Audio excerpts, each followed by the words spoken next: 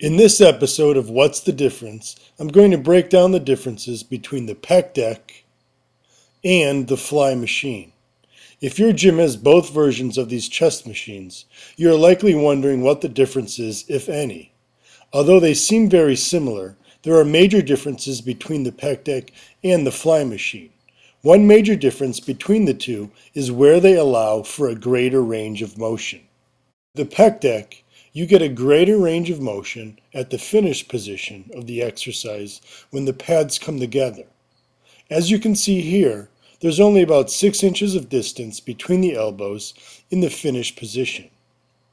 With the Fly machine, your elbows are a good 10 to 12 inches apart in the finished position.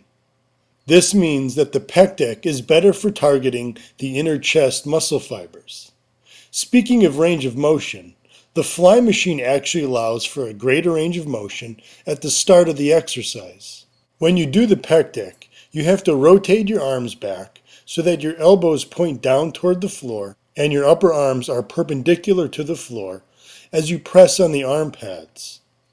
Due to the way that the ends of the humerus or upper arm bone sits in the shoulder socket, and the way the tendons and supporting shoulder joint tissue line up in this position, your ability to bring your arms back behind you is limited. When you do the Fly machine, however, your elbows point behind you. This means your humerus is not externally rotated, and it allows for a greater range of motion in the start position, which allows you to bring your arms behind your torso more for a greater stretch of the pecs. This greater range of motion in the arm position involved allows you to use more weight on the Fly machine.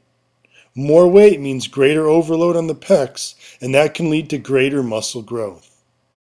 Another difference between these two chest machines has to do with the use of the shoulders, or lack thereof.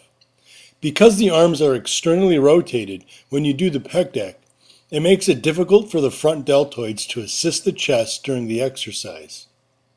This is not the case on the Fly machine. So the front delts are able to provide some assistance, which is yet another reason why you can use more weight on this machine. Yet this means that the Pec Deck is a better choice for isolating the chest muscles. So although both machines seem very similar, they each have specific benefits over the other. The Pec Deck allows for greater development of the inner pecs and allows for better isolation of the chest. The Fly machine, on the other hand, allows for greater development of the outer pecs, as well as greater overall chest development. So be sure to use both chest machines if they are available to you.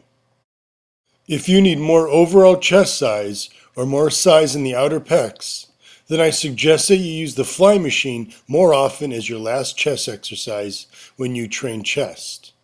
If you need more size on your inner chest, or want to better isolate the pecs when you train them, then be sure to use the Pec Deck more often as your last chest exercise when you train chest.